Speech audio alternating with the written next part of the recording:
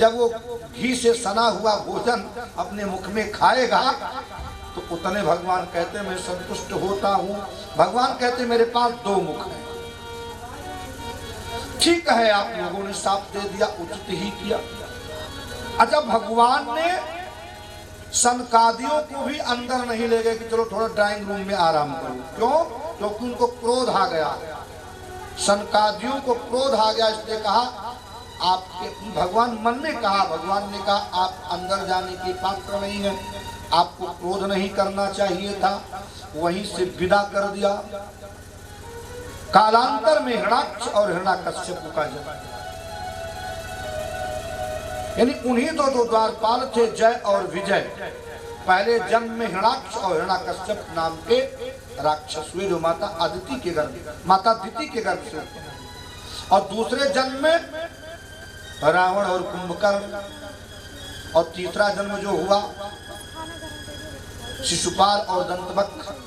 ये भगवान, ये जय और विजय का तीन जन्म तक के लिए राक्षस थे, 3 जन्म का शाप था।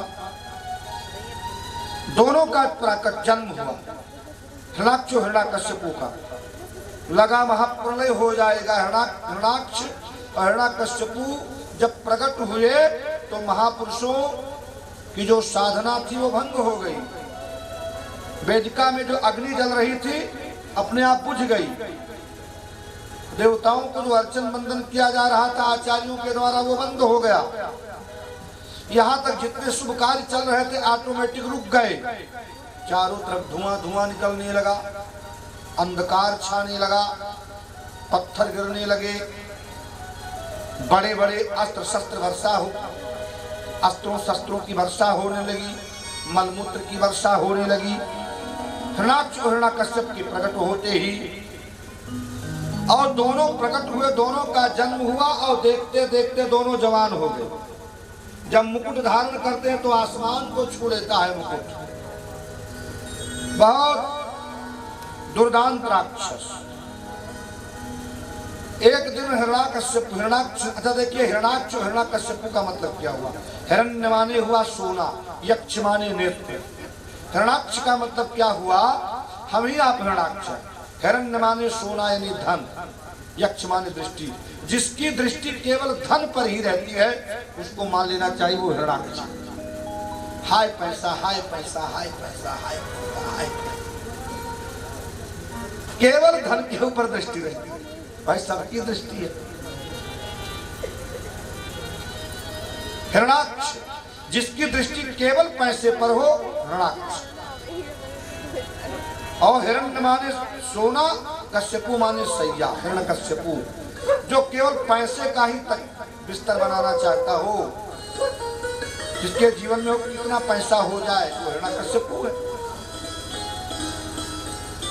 तो हिरण्याक्ष और हिरण्यकश्यपु का मतलब यही हुआ।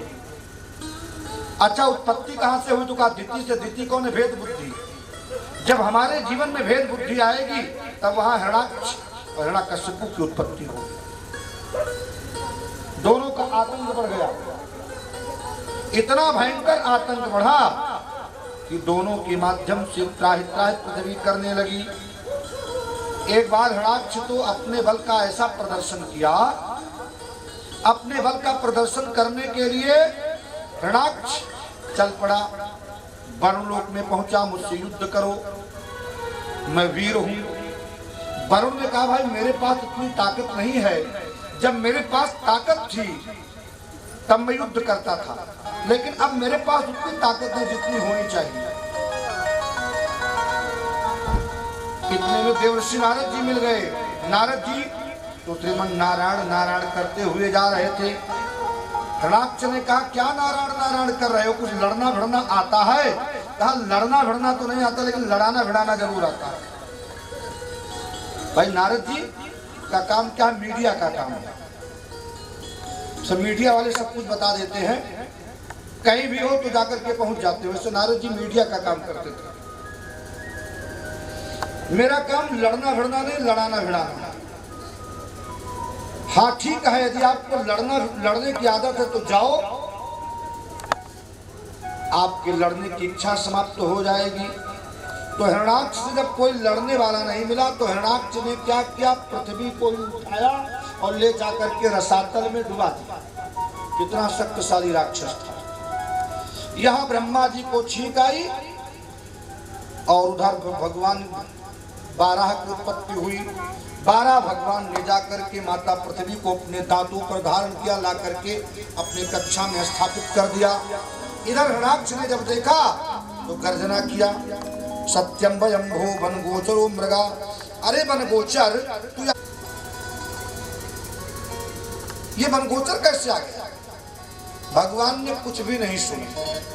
12 भगवान ने उसके बातों पर ध्यान नहीं दिया, लेकिन जब पृथ्वी माता को लाकर अपने कक्षा में स्थापित किया तो कहा, हिरण्याक्ष तूने सत्य ही कहा, मैं वन गोचर हूं ना।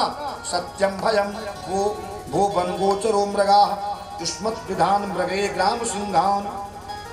मैं तो वन गोचर हूँ, लेकिन तेरे जैसे ग्राम कुत्ते से मैं नहीं डरता हूँ। ग्राम सिंह किसको कहते हैं? का कुत्ते को कहते हैं ग्राम सिंह। ग्राम माने गांव, सिंह माने कुत्ता। अपने गांव में तो कुत्ते के समान, सिंह के समान होता है कुत्ता। अपने गांव में कुत्ता कितना तेजी से भौंकता है, लेकिन वही कुत्ता जब बाहर जाता है तो अपने दुम को दबा करके भागता है। उसको क्या कहा जाता है? ग्राम सिंह। अच्छा, मान लीजिए सामान्य भाषा में यदि किसी व्यक्ति से हम कहते हैं या ये ग्राम सिंह, तो सोचेगा कि भाई तो मेरी प्रशंसा कर रहा है, ये मेरी प्रतिष्ठा है कि दुनिया वाले मुझे ग्राम सिंह कह रहे हैं। लेकिन ग्राम सिंह का सीधा अर्थ होता है संस्कृत में गांव का कुत्ता। तो कहा हम आप जैसे गांव के कुत्ते से नहीं डरते। किसने कहा? भगवान ने कहा। फिर क्या हुआ? हिरण्याक्ष और 12 भगवान में भयंकर युद्ध प्रारंभ हुआ। काफी समय तक युद्ध चलता रहा। अंत तो गत्वा भगवान ने एक थप्पड़ खींच करके हिरण्याक्ष को मारा। हिरण्याक्ष का प्राणांत हो गया, हिरण्याक्ष की मृत्यु हो गई। बोलिए भक्त वत्सल भगवान की। भगवान ने हिरण्याक्ष का वध किया, वेदों ने स्तुति की 12 भगवान की। उसके तदुपरांत कथा आती है महर्षि कर्दम। अच्छा देखिए, महाराज मनु और शत्रुपा जिनके 3 संतान। अच्छा, हिरण्याक्ष को मार करके ही भगवान ने सृष्टि के क्रम को आगे बढ़ाया। तो मनु शत्रुपा के माध्यम से 3 पुत्रियां, प्रसूति, अकुति, देवहूति और 2 पुत्र तानपाद और प्रियव्रत। इन्हीं 5 संतानों से पूरे सृष्टि की प्रक्रिया प्रारंभ हुई। सबसे पहले महामुनि मैत्रेय जी ने विदुर जी से मनु के प्रथम पुत्री मध्यम पुत्री की कथा सुनाई। मध्यम पुत्री कौन? देवहूति, माता देवहूति की कथा सुनाई। माता देवहूति। अच्छा, देवहूति का मतलब क्या हुआ? देवहूति यानी देवताओं के द्वारा जो आहूत की हुई बुद्धि है उसको कहते हैं देवहूति, जिसको दैवीय बुद्धि कहते हैं, दिव्य संस्कार, सात्विक बुद्धि कहते हैं। 2 प्रकार की बुद्धि होती है, आसुरी प्रवृत्ति, दैवीय प्रवृत्ति। आसुरी प्रवृत्ति क्या है? अनाप शनाप, उल्टा सीधा कार्य, आचार, भ्रष्टाचार, दुराचार, व्यभिचार, लाठीचार, पापाचार आदि आदि में जो प्रवृत्ति है वो आसुरी प्रवृत्ति वाला मानव। लेकिन शिष्टाचार, विचार, आचार, सदाचार, व्यवहार, सदविचार, ये सात्विक प्रवृत्ति वाले बात। अरे भाई, मैंने निवेदन किया कि मानव के जीवन के बगीचे में यदि 2 पुष्प हो, व्यवहार का और विचार का, तो जीवन का बगीचा निरंतर महकता रहेगा। यही मानव जीवन का उद्देश्य है। मनुष्य जीवन में शिष्टाचार, शिष्ट आचार, महापुरुषों जैसा आचरण जो करता उसी को कहते हैं शिष्टाचार। शिष्टाचार तो देवहूति अर्थात देवताओं के द्वारा आहूत की हुई बुद्धि। और कर्दम का मतलब क्या हुआ? कर्दम जो अपने इंद्रियों का दमन करता है, अर्थात अपने मन को, अपने इंद्रियों को अपने बस में करता है, वो कर्दम है। कर्दम ऋषि की उत्पत्ति भगवान ब्रह्मा की छाया से। कर्दम ऋषि तपस्या कर रहे थे, उन्होंने संकल्प लिया था मैं विवाह नहीं करूंगा। भगवान प्रकट हुए, भगवान ने कहा ईश्वर विवाह करना पड़ेगा क्योंकि सृष्टि के क्रम को आगे बढ़ाने के लिए। कहा नहीं विवाह नहीं करूंगा। कहा नहीं, मैं वादा करता हूं कि आपके यहां मैं पुत्र बन करके आऊंगा। तो महर्षि कर्दम ने विवाह के लिए तैयार हो। इधर ब्रह्मा जी के पास 10 पुत्र हैं। कितने पुत्र हैं? 10 पुत्र हैं। और महाराज कर्दम और देवहूति का विवाह हुआ। अब जब दोनों का विवाह हुआ, लेकिन कैसे विवाह हुआ? देवहूति किसकी पुत्री है, इस पर भी थोड़ा प्रकाश डाला जाए, कैसे विवाह हुआ। तो देवहूति महाराज मनु की पुत्री है। मनु कौन? जो विश्व के सबसे बड़े सम्राट, मनु की पुत्री। ब्रह्मा जी के कहने पर महाराज मनु ने अपने पुत्री को लेकर के महर्षि कर्दम ऋषि के आश्रम में गए और कर्दम ऋषि के साथ विवाह का। अच्छा देखिए, जब आजकल विवाह होता है ना, तो बराबरी का जब पलड़ा होता तब विवाह होता है। प्राय दुनिया वाले कहते भाई कोई लड़का जो पोस्टेड हो उसके साथ विवाह, एम्प्लॉय लड़का। अक्सर सोच होना भी चाहिए, लेकिन एक सम्राट, जो विश्व का सबसे बड़ा सम्राट, आदिमानव, जिसके माध्यम से सृष्टि प्रारंभ हुई, उनकी पुत्री महाराज मनु की पुत्री का विवाह एक सन्यासी के साथ हुआ। महर्षि कर्दम ऋषि बैठे हैं। देखिए बड़ा दिलचस्प प्रसंग है। महर्षि कर्दम ऋषि बैठे हैं और महाराज मनु अपनी पुत्री के साथ, अपनी पत्नी शत्रुपा और पुत्री के साथ पहुंचे और महर्षि कर्दम को प्रणाम किया। महर्षि कर्दम ने 2 आसन बिछाए, एक मनु के लिए, दूसरा शत्रुपा के लिए। एक आसन बिछाया देवहूति के लिए, क्योंकि होने वाली पत्नी है। लेकिन देवहूति का विचार देखिए, का पति के साथ, पति के हाथ से दिए हुए आसन पर यदि मैं बैठती हूं तो ये धर्म मिट जाएगा, क्योंकि पत्नी का तो धर्म होता है पति की सेवा। इसलिए देवहूति ने आसन को स्वीकार न करके अपने दाहिने वरदहस्त को पधरा दिया। एन प्रकारेण किसी भी परिस्थिति में किसी भी पत्नी को अपने पति को आदेश नहीं देना चाहिए। किसी भी बहू को अपने सासू को आदेश नहीं देना चाहिए। एक जगह में कथा करने गया, थोड़ा बड़े लोग थे वो, तो पहुंचा, हमारी पूरी टीम पहुंची, तो बहू रानी मिली, कहीं मम्मी, सासू जी से कहा मम्मी प्लीज 2 कप चाय बना कर दे दीजिए। अब मम्मी को मिट जाना चाहिए और बहू को मिट जाना चाहिए। वैसे मम्मी थी वैसे बहू। ये कौन सी संस्कृति है, ये कौन सा संस्कार है कि बहू सासू से करे चाय बना दो, और सासू चाय बना कर ला रही, मम्मी जल्दी जल्दी पोछा लगा दो। बताइए, ये संस्कृति नहीं है, कल्चर नहीं है, ये वेस्टर्न कल्चर है, विदेशी कल्चर है। हम लोग भारतीय संस्कृति से बिलोंग करते हैं। Western culture has no civilization and attitude, यानी विदेशी सभ्यता में किसी प्रकार, विदेशी कल्चर में किसी प्रकार की सभ्यता और परंपरा नहीं है। Western culture has no civilization and attitude. इसलिए किसी भी परिस्थिति में एनी कास्ट हमें विदेशी सभ्यता को अपने जीवन में फॉलो नहीं करना चाहिए। ये हमारी संस्कृति नहीं है। स्वामी विवेकानंद शिकागो की भूमि पर घूम रहे थे, तो उनके पैरों में जो जूता था वो विदेशी था, और पूरा जो शरीर था भगवा कलर का। तो वहां के लोगों ने कहा गुरुदेव आप तो भारतीय परंपरा को महत्व देते हैं, लेकिन आपका जो जूता है तो विदेशी है, ऐसा क्यों? तो स्वामी जी ने बड़ा गजब का उत्तर दिया। आप लोग तो बहुत प्रबुद्ध हैं, सुन चुके होंगे। स्वामी जी ने कहा भारतीय परिवेश से तो मैं पूरे शरीर को ढकता हूँ, लेकिन विदेशी सभ्यता को पैरों से कुचलता हूँ। ये मेरी संस्कृति नहीं है। ये मेरा संस्कार नहीं है।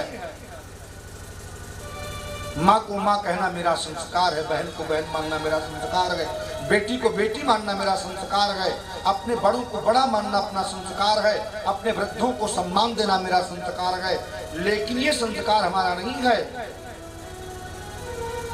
कि हम अपने बड़ों से सेवा लें, बड़ों से सेवा लें। संस्कार हमारी संस्कृति ऐसा नहीं बताती है, इसलिए हमें विदेशी कल्चर का कभी फॉलो नहीं करना चाहिए। हमें भारतीय संस्कृति पर ध्यान देना चाहिए। अरे खाते हैं भारत का, पीते हैं भारत का, रहते हैं भारत में, गुण गाते हैं लंदन का। एक सज्जन बहुत पहले गा रहे थे, भैया दो, कि भारत हमारा एक दिन लंदन होगा।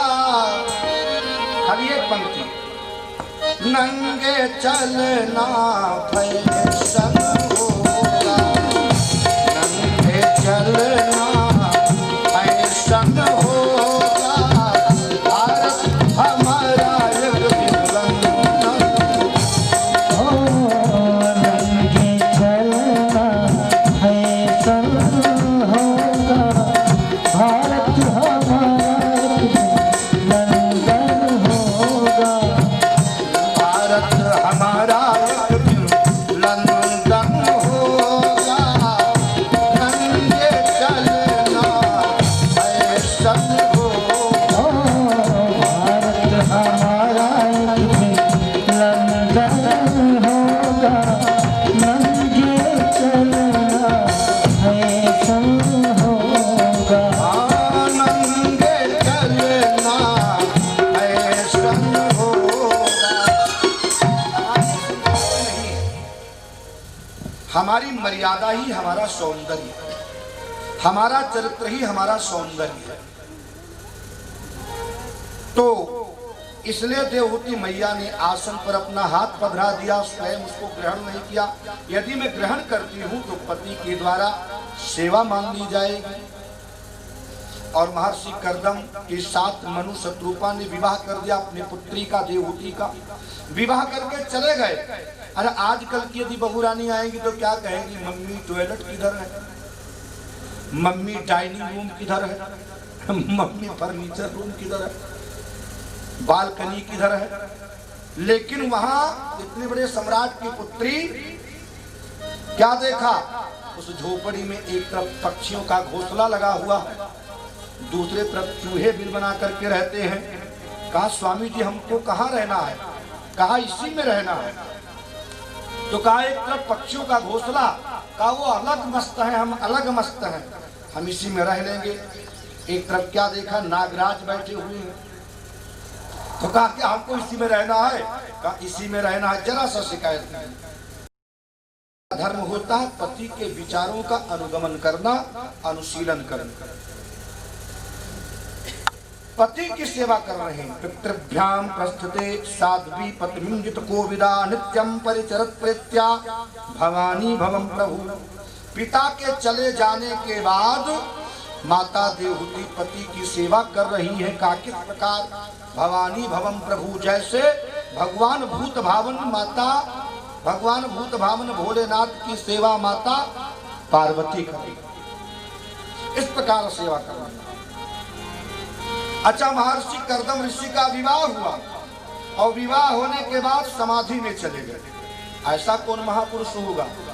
आजकल की ऐसी परंपरा है, ऐसा एक कल्चर है, प्रायः विवाह हुआ तो भैया किसी उनके रिश्तेदार ने नैनीताल में पहले ही कमरे को बुक करा दिया कि विवाह करने के बाद जा रहे हैं श्रीमान जी।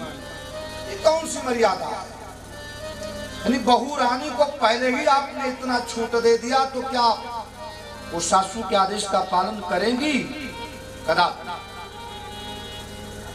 ये हमारी संस्कृति नहीं है। मान लीजिए बहू घर के अंदर आई है तो सबसे पहले कनक बिहारी भगवान ठाकुर जी का दर्शन कराइए, तो कम से कम संस्कार जागृत होगा, या कोई धार्मिक कार्य कर डालिए। तो माता देवहूति तो सेवा में लगी है और विवाह होने के कुछ ही समय के बाद महाराज कर्दम ऋषि ध्यानस्थ हो गए और 100 वर्ष तक, 100 वर्षों तक ध्यान में बैठे रहे। कौन ऐसी पत्नी होगी कि जो सेवा करे? लेकिन किस प्रकार सेवा कर रही? जैसे माता पार्वती भगवान भोलेनाथ की सेवा कर रही है, मन वचन कर्म तीनों से सेवा कर रही है। प्रायः हम मन से सेवा और वचन कर्म। अच्छा, कुछ ऐसी हमारी बहनें होती मन से सेवा नहीं करती। मान लीजिए टीवी सीरियल चल रहा है और सीरियल आ रहा है और स्वामी जी ने कहा चाय बना दो, जब ब्रेक आएगा तभी चाय बनेगा, और जब तक ब्रेक नहीं आएगा चाय नहीं बनेगी। अब सीरियल तो पुनर्विवाह आ रहा है, अब कितना जल्दी निकल ना जाए। हर घर की परंपरा प्रायः ऐसा देखने को मिलता है। मन तो सीरियल में लगा है, नहीं मन भी हो, वाणी भी हो, क्रम भी हो। तीन प्रक्रिया हमारे जीवन में है, हमारे शरीर में है, मन वचन क्रम। हमारा मन भी सेवा के साथ हो, हमारी वाणी भी मधुर हो और क्रिया भी मधुर हो, उसको कहते हैं सेवा। 100 वर्ष बीता, माता देवहूति का पूरा शरीर दुर्बल हो गया, कृष्णकाय हो गया, जीर्ण शीर्ण हो गया, शरीर में मैल लग गई, कपड़े गंदे हो गए, लेकिन जरा सा परवाह नहीं, पति के सेवा में लगी हैं। पति का ध्यान टूटा तो महर्षि कर्दम ऋषि प्रसन्न हुए, कहा देवी तुम धन्य हो।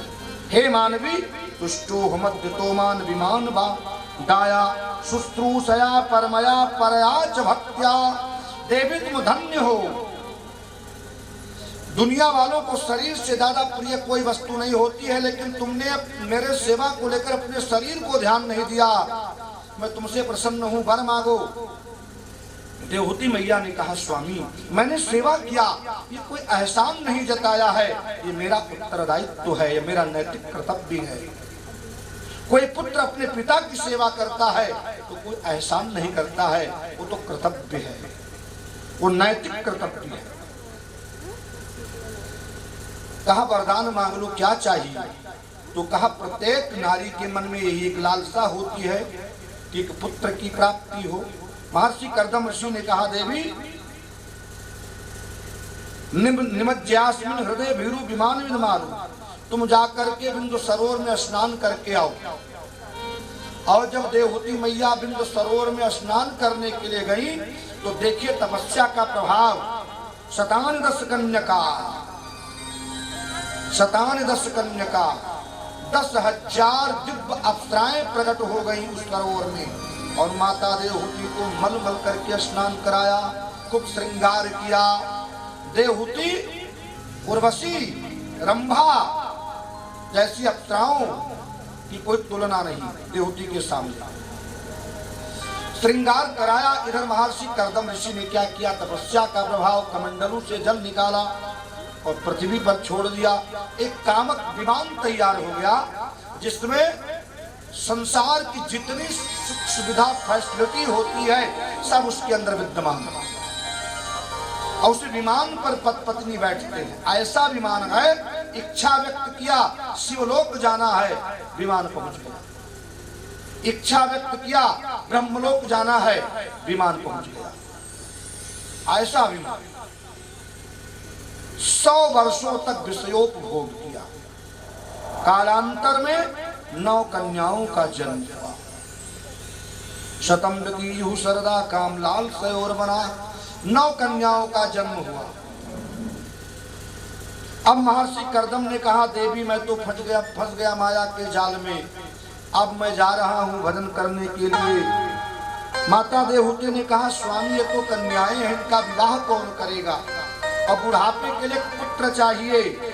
याद आ गया कि भगवान ने मुझे आश्वासन दिया था कि मैं ही आपके यहाँ पुत्र बन करके आऊंगा। माँ खिलो राजपुत्रीत आत्मानम प्रतिनिंदते, भगवान ते अक्षरो गर्भम अदूरात्म संप्रति।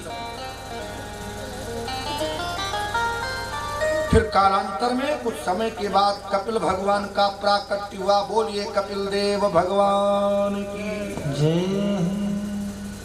हम तुम्हारे हैं प्रभु जी, हम तुम्हारे थे प्रभु जी, हम तुम्हारे हैं, हम तुम्हारे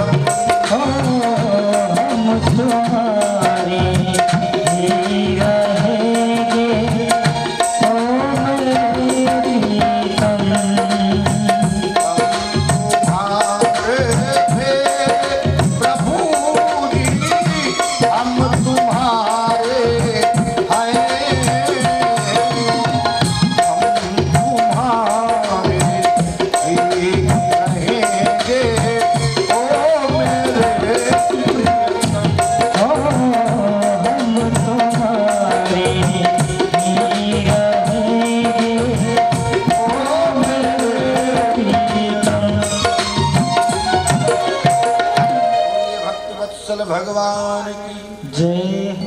9 कन्याओं का जन्म और 9 कन्याओं का विवाह ब्रह्मा जी के 9 पुत्रों के साथ हो गया।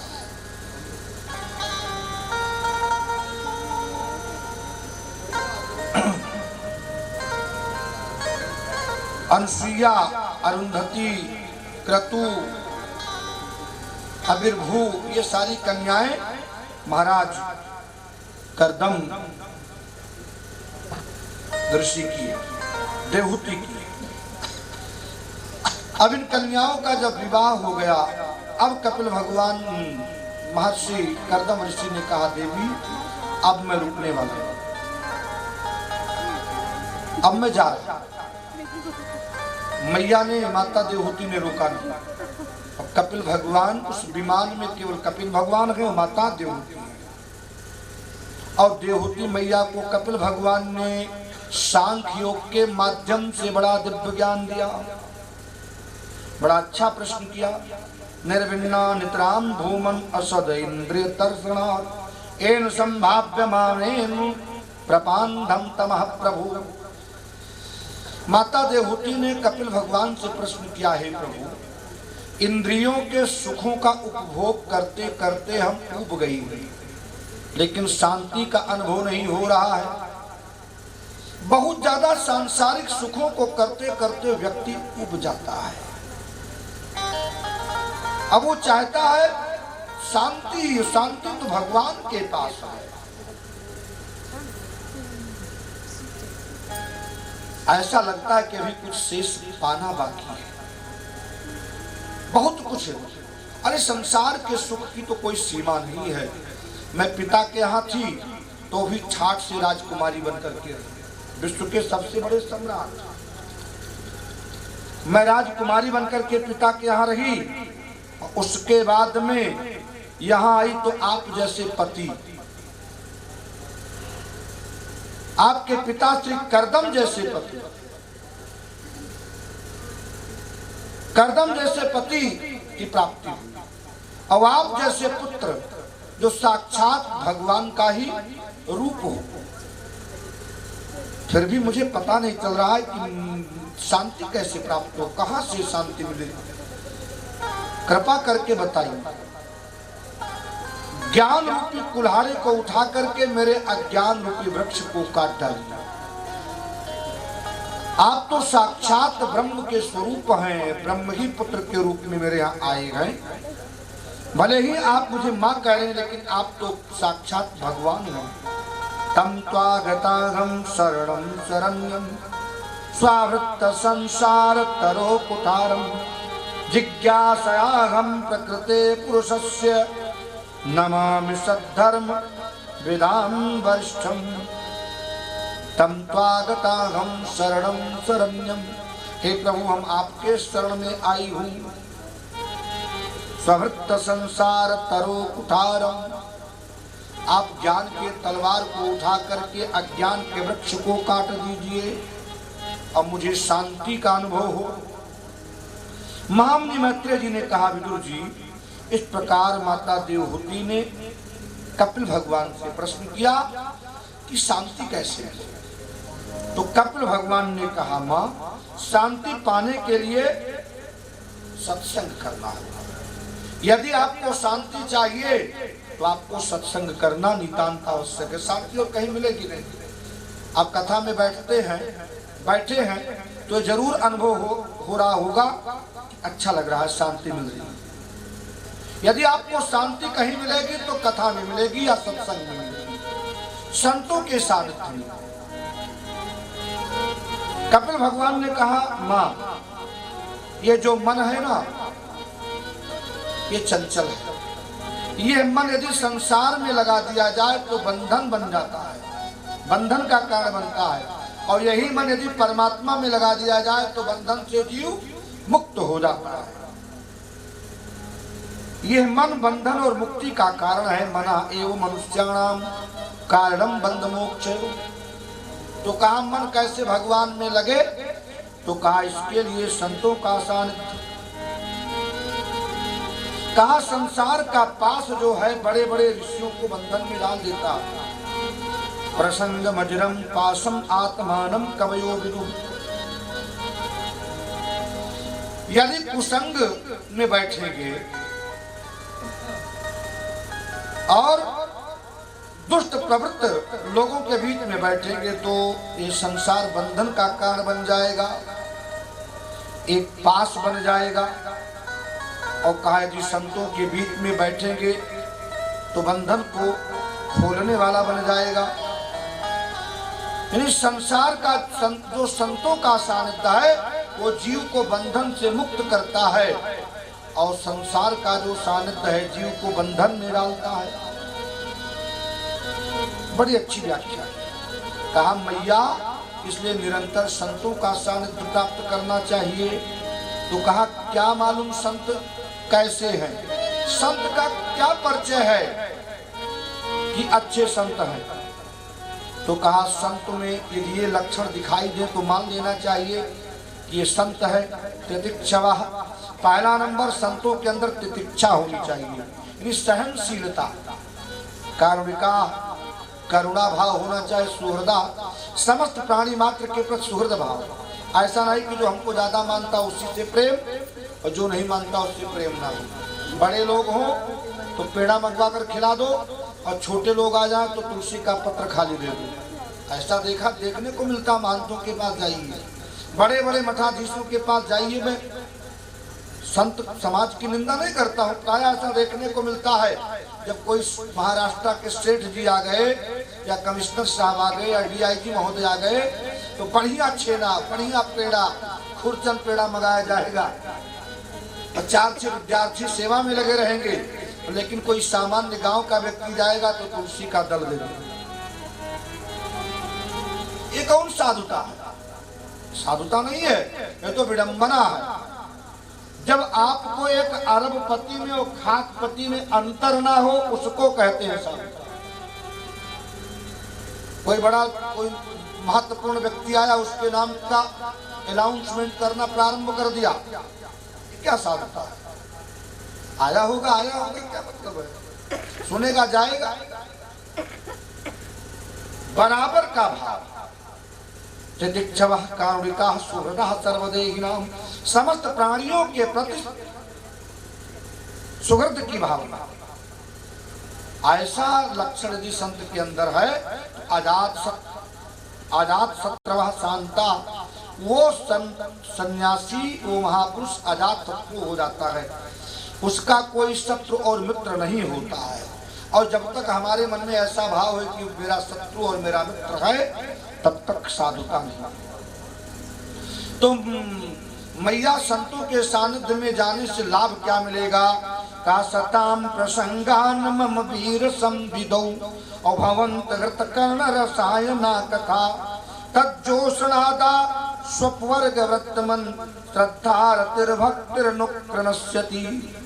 का संतों के सानिध्य में बैठने से क्या लाभ मिलेगा? का सबसे बड़ा लाभ मिलेगा वो निरंतर भगवान की कथा सुनाएंगे, भगवान के स्वभाव की महिमा, प्रभाव की महिमा, भगवान के ऐश्वर्य की महिमा सुना करके भगवान के चरणों में प्रीति बढ़ा देंगे। संत क्या करते हैं? भगवान के चरणों में प्रेम बढ़ा दिया करते हैं। सांख्य योग की व्याख्या की, प्रकृति के लक्षण के बारे में पूछा तो कपिल भगवान ने बताया 5 ज्ञानेंद्रियां, 5 कर्मेंद्रियां और 5 ज्ञानेंद्रियों का विषय शब्द स्पर्श रूप रस गंध, 15 पंच महाभूत जल अग्नि आकाश मिट्टी वायु 20, मन बुद्धि चित्त अहंकार 24। ये 24 तत्व से शरीर का निर्माण होता है और यही 24 प्रकृति है। और वैसे गीता में तो 7 प्रकृति का वर्णन है, 8 प्रकृति, भूमि रापो नलो वायु खम मनो बुद्धरे ऊंचा अहंकार इतियम में भिन्ना प्रकृतिरष्टधा, जल अग्नि आकाश मिट्टी वायु मन बुद्धि अहंकार, ये 8 प्रकृति है। लेकिन 8 में 3 विभाग कर दीजिए, सीधा हो गया। कितनी प्रकृति है? 24 प्रकृति है। और इसी 24 प्रकृति से हमारे आपके शरीर का निर्माण हुआ है। हमारे आपके शरीर में 24 तत्व है। जल है, अग्नि है, आकाश है, मिट्टी है, वायु है। 5 ज्ञान इंद्रियां, 5 कर्म इंद्रियां, 5 कर्म इंद्रियों का विषय।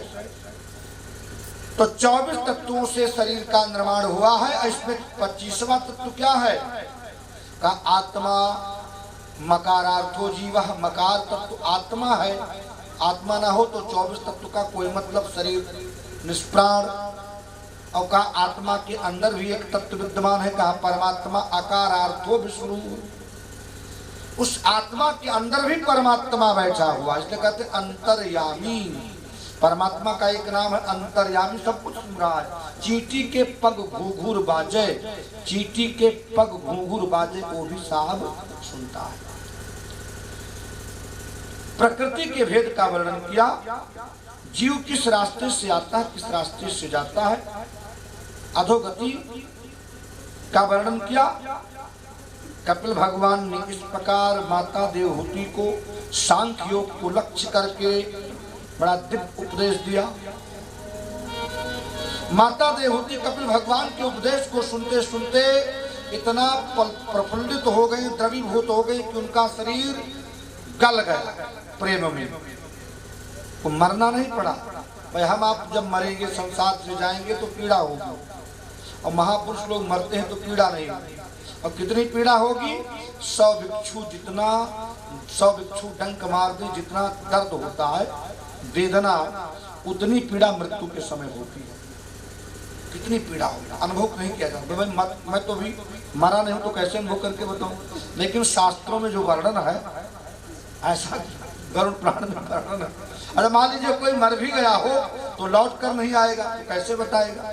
लेकिन शास्त्रों में ऐसा वर्णन है कि 600 भिक्षु काटने के बराबर पीड़ा। कितनी पीड़ा। एक भिक्षु यदि मान लीजिए डंक मार दे तो आदमी बेहोश हो जाता है, चिल्लाता है, कूदता है। और मान लीजिए 100 भिक्षु एक साथ डंक मार दे, इतनी ही पीड़ा होती। तो महापुरुषों को पीड़ा नहीं होती है। माता देवहूति भगवान की कथा सुनते सुनते इतना पुलकित हो गए, इनका शरीर पिघल गया, एक सरोवर के रूप में परिणित हो गया, वृंद सरोवर। बोलिए भक्त वत्सल भगवान की। सिद्धता नाम की नदी के रूप में परिणित हो। बताइए क्या उच्च कोट की साधना रही। महाराज मनु के दूसरे पुत्री का नाम है प्रसूति, जिनका विवाह तक्षक प्रजापति के साथ हुआ। 16 कन्याएं। आज एक भी पुत्री जन्म ले लेती है तो लगता है कि भैया कितना बड़ा हमारे ऊपर संकट आ गया। बच्चे का जन्म होगा तो बधाई बजेगी, और पुत्री का जन्म होगा तो सब मुंह लटका करके बैठे। ऐसा कुछ नहीं है, वो सब अपने भाग्य को लेकर के आई है। कन्याओं का कम सम्मान नहीं है। भारतीय संस्कृति की नींव है हमारी बेटियां। बेटों से इनका लक्ष्य महत्व कम नहीं है। ना प्रतिभा में कम है, ना योग्यता में कम है, ना किसी कार्य क्षेत्र में कम है।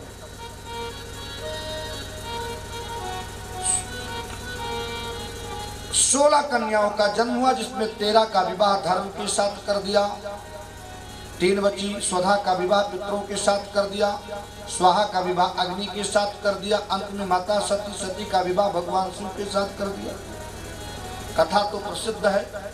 माता सती पिता के यज्ञ में जाकर के जल करके भस्म हो जाती है योगाग्नि में। उसके बाद में सबसे छोटी पुत्री का नाम है अकूति। अकूति का विवाह रुचि प्रजापति के साथ हुआ। अच्छा महाराज, भगवान का जन्म कब होगा? कल हुआ लिखा है कार्ड में, कब बोलिए भक्त वत्सल भगवान की।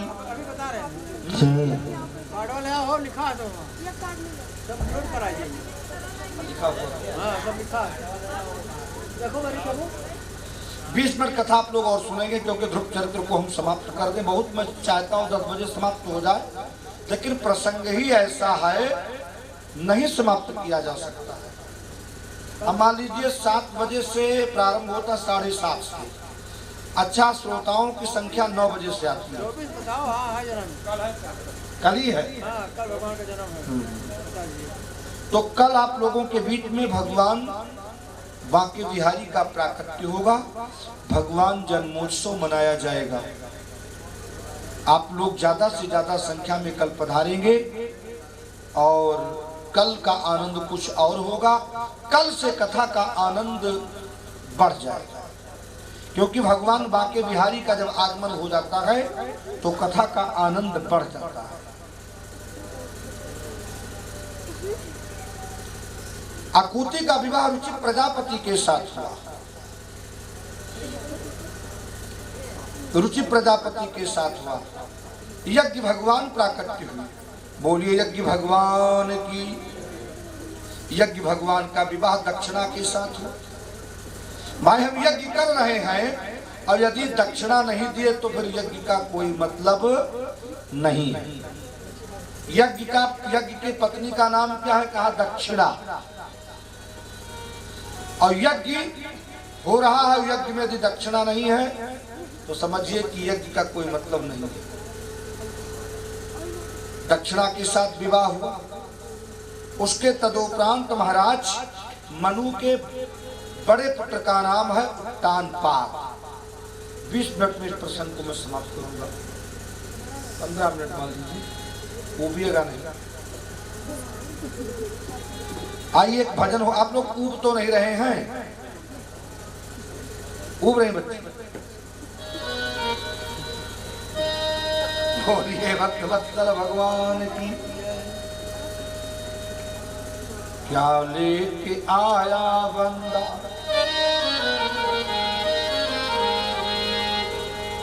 क्या लेके आया बंदा, क्या लेके जाएगा। राजस्थानी भजन है, बड़ी प्यारी भजन है।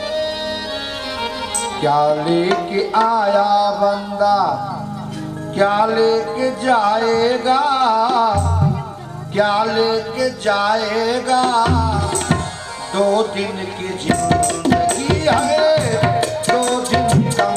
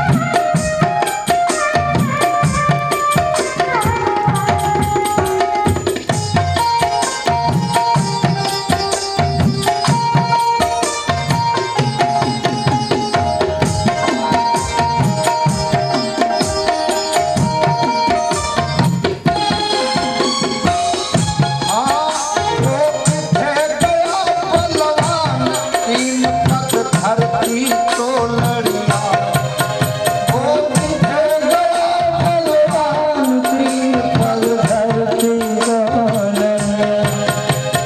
जिनकी बढ़ती धाक देख नहीं शाम को लड़िया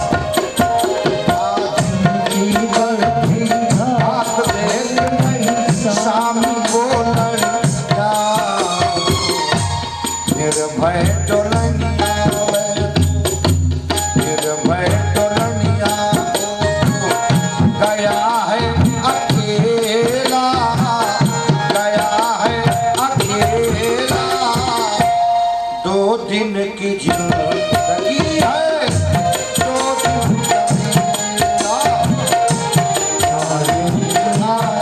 बंदा चालक जाएगा चालक जाएगा 2 दिन की जिंदगी है 2 दिन का मेला चालक आया बंदा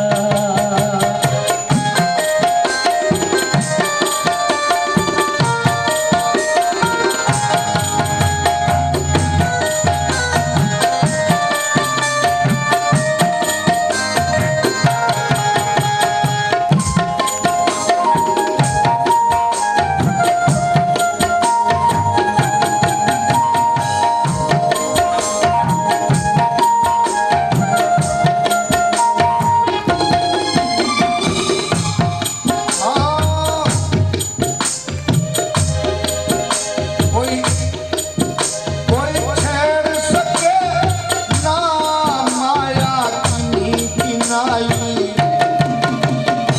माया इतना जल्दी छोड़ा नहीं जा सकता है कोई छोड़ सके ना माया की नाई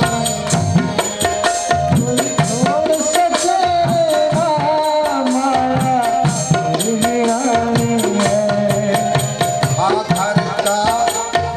घर की बाती कोट छोड़ जा चिनी चिनाई घर की बाती कोट छोड़ जा चिनी चिनाई चिनी रे चिनाई चिनी रे चिनाई गया है अकेला गया है अकेला 2 दिन की जिंदगी 2 दिन का मेला चालक आया बंदा चालक जाएगा चालक जाएगा 2 दिन की जिंदगी है 2 दिन का मेला चालक आया बंदा भोले भक्त वत्सल भगवान जीवन का सत्य क्या है महाराज उत्तानपाद के पास 2 पत्नियां पत्नियों का नाम है सुरुचि और सुनीति अच्छा उत्तानपाद का मतलब क्या है ऊर्ध्व सपादा स उत्तानपादा जो ऊर्ध्व पद को प्राप्त करने की चेष्टा करता है वो उत्तानपाद है और ऊर्ध्व पद क्या है परमात्मा पद दूसरा अर्थ क्या हुआ प्रत्येक व्यक्ति उत्तानपाद है जब माँ के पेट में था तो उसका पैर ऊपर था सिर नीचे था उत्तानपाद 2 पत्नियां सुरुचि और सुनीति हमारे आपके पास भी 2 पत्नियां हैं सुनीति और सुरुचि सुनीति का मतलब मनमाना शास्त्र के विधान को मान करके कार्य करने वाली बुद्धि शास्त्र के अनुसार जो कार्य करता है और जिसकी बुद्धि काम करती है कि शास्त्र के अनुकूल कार्य कीजिए उसी को कहते हैं सुनीति और सुरुचि का मतलब जो मन में आया कर डाला जब तक भैया 2 नंबर नहीं करेंगे पेट नहीं लगेगा ये हुआ सुरुचि सुनीति सुरुचि 2 पत्नियां अच्छा जो सुनीति का पालन करता है सुनीति के विचारों का अनुगमन करता है उसके यहाँ ध्रुव तत्व की प्राप्ति होती है यानी जो शास्त्र रीति का अनुसार अनुसरण करता है, शास्त्र के बनाए हुए मार्ग पर चलता है, तो उसको ध्रुव तत्व प्राप्त होता है, शाश्वत सत्ता प्राप्त होती है। लेकिन जो सुरुचि का अनुगमन करता है उसके यहाँ उत्तम तो आता है, संसार देखने में बड़ा उत्तम है, बड़ा सुंदर है, लेकिन भैया ये संसार टिकने वाला है। पत्नियां दो हैं। महाराज सुरुचि को ज्यादा प्रेम करते हैं, हम आप भी सुरुचि से प्रेम करते हैं। शास्त्र को कौन मानता है? सुनीति से प्रेम नहीं करते। सुनीति और सुरुचि। सुनीति के पुत्र का नाम है ध्रुव, सुरुचि के पुत्र का नाम है उत्तम। सुनीति को महाराज उत्तानपाद ने निकाल दिया है अपने महल से और किसी एक झोपड़ी में ठहरा दिया है, खाने के लिए थोड़ी व्यवस्था कर दी है। लेकिन जो सुनीति के पुत्र ध्रुव जी हैं वो सोच रहे हैं, क्या मैं भी अपने पिता की गोद में बैठ सकता हूं? क्या मेरे भाग्य में है पिता का प्यार? हे परमात्मा, क्या हम पिता के गोद में बैठेंगे? निरंतर कल्पना करते हैं, लेकिन उनके भाग्य में नहीं है। क्यों? उनके भाग्य में तो परम पिता का गोद है। एक दिन ध्रुव ने निर्णय किया, निश्चय किया कि आज मैं पिताश्री जी के गोद में जरूर बैठूंगा। अच्छा, उत्तानपाद अपनी पत्नी सुरुचि के डर से अपने पुत्र ध्रुव को लाड प्यार नहीं करते। हृदय से तो प्रेम है, लेकिन नई पत्नी के डर से। भाई, दो पत्नी नहीं होना चाहिए, कुछ भी हो जाए। दो पत्नी वालों की बड़ी बुरी दशा होती है। अब मैं व्याख्या नहीं करूंगा, दृष्टांत में क्या बताऊं। दो पत्नी नहीं होनी चाहिए। एक नारी ब्रह्मचारी, धरती उलट जाए तो भी ठीक, सिस्टम तो यही होना चाहिए। दो पत्नी वाले कभी सुखी नहीं, दुखी ही रहते। बाद में दृष्टांत बताऊंगा। तो महाराज सुरुचि के डर से अपने पुत्र ध्रुव को अपने गोद में लेकर के लाड प्यार नहीं लड़ा सकते हैं। आज ध्रुव ने निश्चय किया, कुछ भी हो जाए अपने पिता के गोद का आनंद में प्राप्त करूंगा। कल्पना करते हुए जा रहे हैं, मैं पिता की गोद में बैठूंगा, पिता मुझे आलिंगन करेंगे, मुझे पुचकारेंगे, लाड़ लड़ाएंगे, कितना अच्छा लगेगा। कल्पनाओं में खो गए हैं ध्रुव और कल्पना करते हुए जा रहे हैं। पिताजी बैठे हुए थे, महाराज उत्तानपाद एक बगल उत्तम बैठा हुआ था, बगल में सुरुचि बैठी थी। एकाएक दौड़ते हुए आए, कूद करके पिता उत्तानपाद के गोद में बैठ गए। उत्तानपाद को ऐसा लगा जैसे अनंत अनंत आनंद की अनुभूति होने लगी, क्योंकि ध्रुव तो परम भागवत है ना। बहुत आनंद आया, भाई अपना ही तो बेटा है, कुछ भी हो दूसरी पत्नी का बेटा है। हृदय से लगा लिया, आलिंगन करने लगे, पुचकारने लगे। लेकिन इतने में उसने देखा, सुरुचि ने दौड़ी हुई आई, ध्रुव के हाथ को पकड़ करके जमीन पर पटक दिया। अरे बेटा ध्रुव, तेरे भाग्य में पिता का गोद नहीं है, सिंहासन नहीं है, क्यों? अरे सिंहासन पर बैठने के लिए तुझे तप करना होगा। जब तक तू तप नहीं करेगा मेरे गोद में नहीं बैठने का अधिकारी होगा। तपसाराध्य पुरुषम तपसाराध्य पुरुषम तस्यैवानुग्रहेण में गर्भे तुम साधयात्मानम यदि नृपासनम। बेटा ध्रुव, तेरे भाग्य में पिता का गोद और राज सिंहासन नहीं है। राज सिंहासन और गोद को पाने के लिए तुझे तप करना पड़ेगा, और जब तेरे तपस्या से परमात्मा प्रसन्न होकर के प्रकट होंगे तो उनसे यही वर मांगना कि मेरा दूसरा जन्म हो तो मैया सुरुचि के कोख से हो। जब तू मेरे कोख से जन्म लेगा तब तू पिता के गोद में और राज सिंहासन पर बैठने का अधिकारी है। माता सुरुचि ने भक्त और भगवान दोनों का अपमान कर दिया। अरे भैया, परमात्मा यदि प्रकट हो जाए तो माँ के गर्भ में कौन जाना चाहेगा?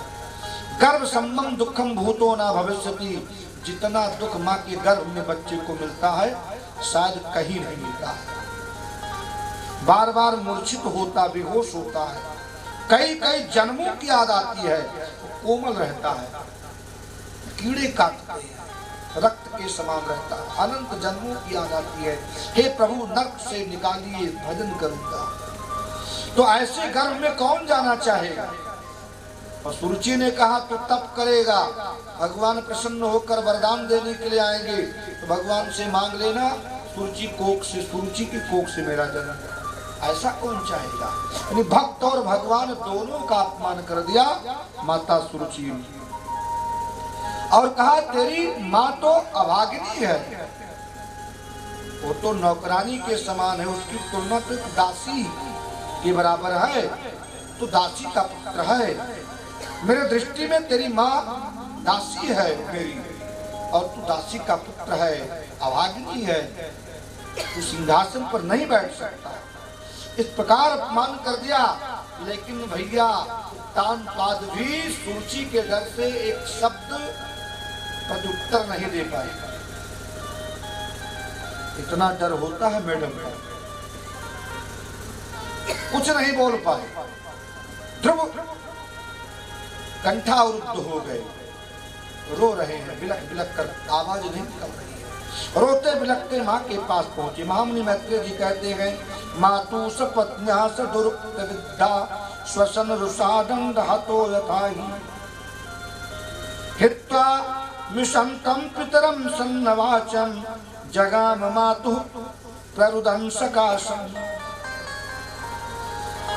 जिस प्रकार विषैले सर्प को कोई डंडा मार देता है तो पुकारता है, वैसे ध्रुव को पीड़ा हो रही। क्षत्रिय कुमार है और ध्रुव जी अपमान के अग्नि में झुलसते हुए माँ के पास आए, रुदन करते हुए। मैया ने देखा, जगाम मातु प्ररुदन सकाशम। जब रुदन करते हुए देखा तो कहा, बेटा क्या हुआ? बेटा ध्रुव जी क्या हुआ?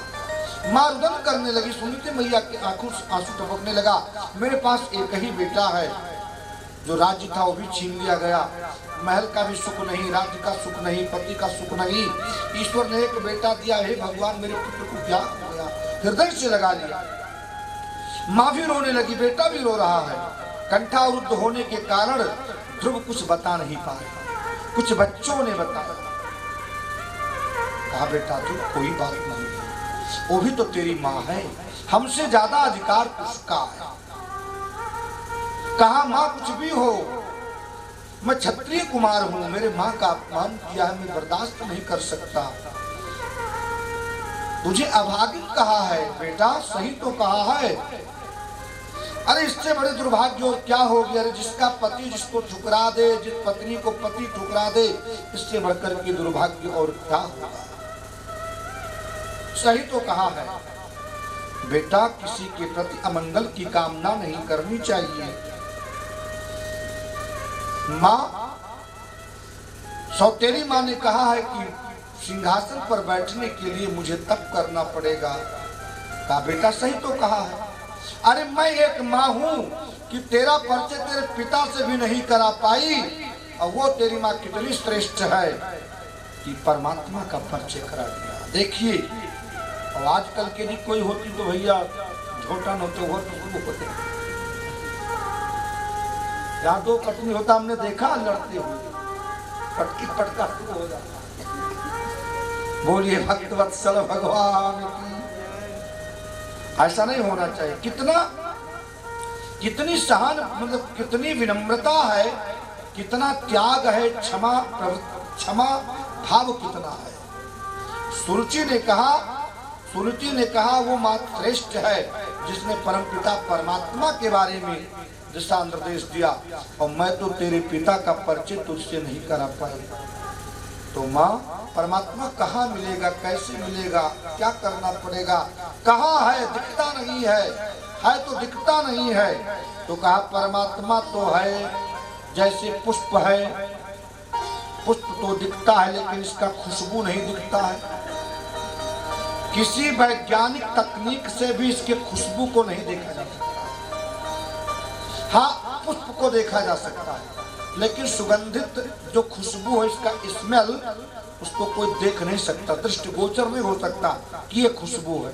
खुशबू का रंग कैसा है, हवा को रियलाइज किया जा सकता है, महसूस किया जा सकता है, लेकिन देखा नहीं जा सकता, किसी भी तकनीक से नहीं देखा जा सकता।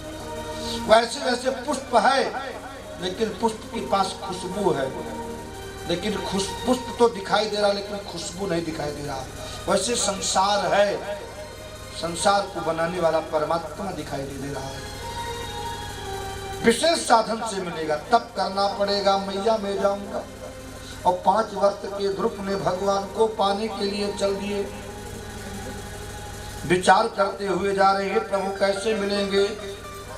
श्री कृष्ण गोविंद हरे मुरारे, हे नाथ नारायण वासुदेव।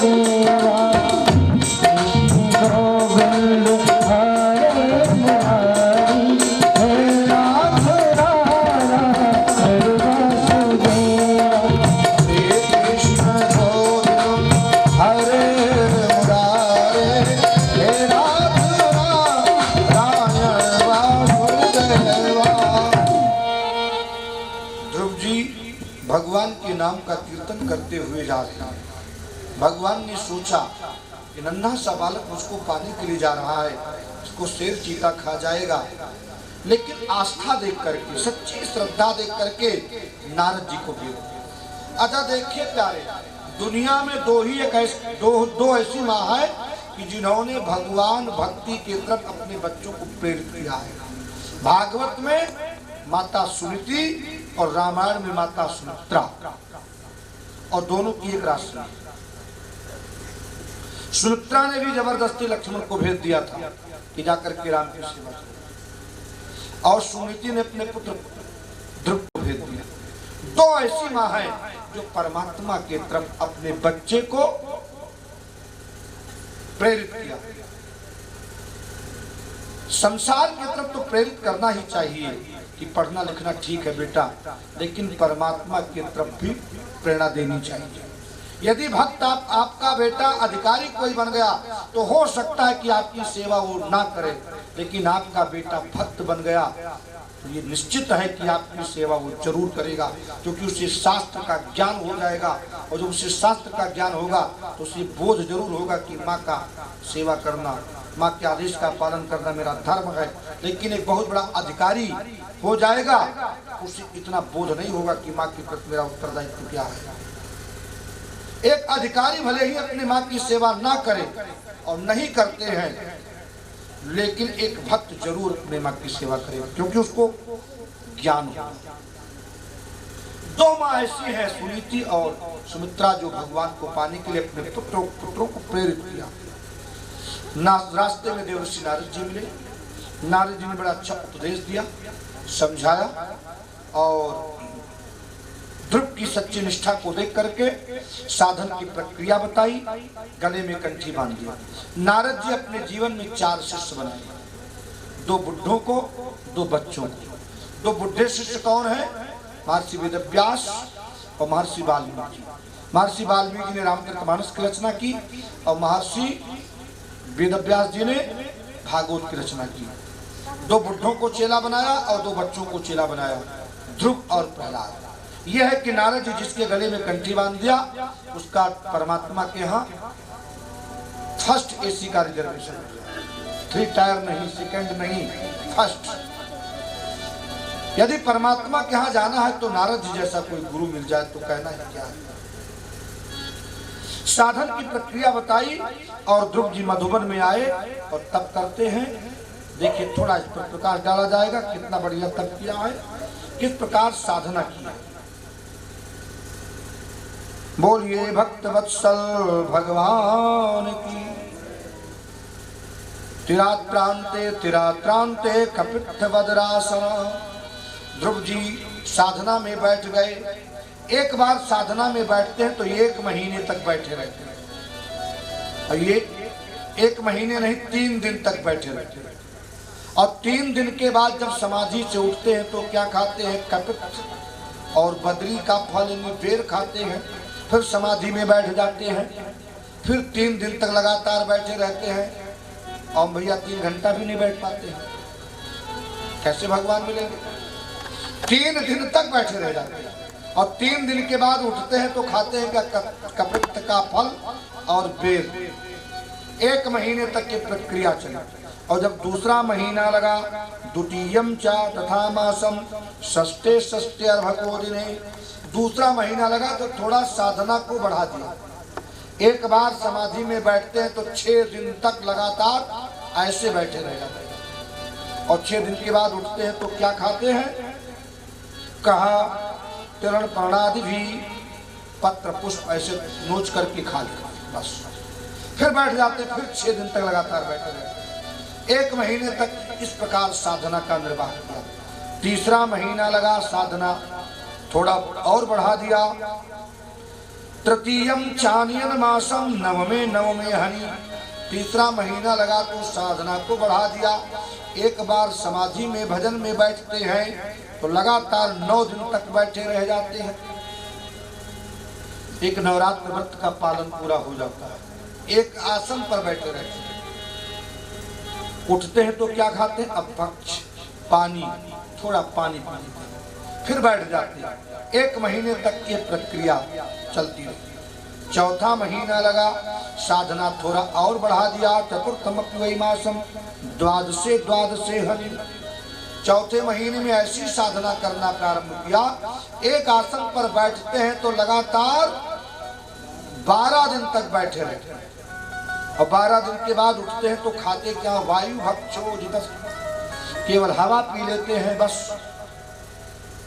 5वां महीना लगा, पंचमे मासन प्राप्त जितश्वासो नृपात्मदा ध्यान ब्रह्मपदैकेन तस्थो अस्थाडुरिवाचलः।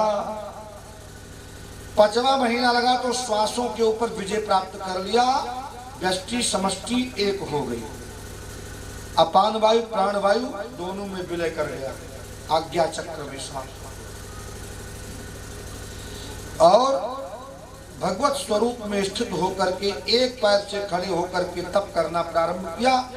लगा सब मर जाएंगे। देवताओं का प्राण रुद्ध होने लगा, श्वास की गति रुकने लगी। देवताओं ने भगवान से गुहार लगाई। भगवान ने कहा, उत्तान पाद के आत्मज की तपस्या का प्रभाव है, अब मैं भक्त का दर्शन करने के लिए जा रहा हूँ। भगवान अपने भक्त ध्रुव के दर्शन के लिए आए। ये सृष्टि में नियम है, सृष्टि में ऐसा देखने को बार बार मिला कि भगवान के दर्शन के लिए तो भक्त जाता है, लेकिन आज भगवान ही भक्त के दर्शन के लिए जाए। और भगवान पहुंचते ध्रुव के पास, क्या देखा कि ध्रुव जी तो एक पैर से खड़े हैं। जैसे कोई मूर्तिकार, शिल्पकार एक मूर्ति बना देता तो मूर्ति एक ही मुद्रा में मूर्ति रहती है, उसी प्रकार ध्रुव जी खड़े। भगवान ने क्या किया? उनके अंतर झांकी को, अंतर छवि को खींच लिया। और जो छवि अंदर वो देख रहे थे उसी रूप में भगवान सामने खड़े हैं। एकाएक ध्रुव जी की आंखें खुल गईं, समाधि से ऊपर उठे। क्या देखा? शंख चक्र गदा पद्म वनमाला धारण किए भगवान त्रिमन्नारायण सामने खड़े हैं। ध्रुव जी के आंखों से अश्रुपात होने लगा। अश्रुपूरित नेत्रों से ध्रुव जी भगवान को टकटकी लगा करके देख रहे हैं। ध्रुव जी सोच रहे हैं, जब मैं तप करने के लिए आ रहा था तो मैया से ये नहीं पूछ पाया कि भगवान प्रकट होंगे तो स्तुति किस प्रकार करूंगा। ना माँ से पूछ पाया, ना गुरुदेव से पूछ पाया, नारद जी से। भगवान की स्तुति कैसे करें? मेरे पास कोई शिक्षा दीक्षा तो है नहीं।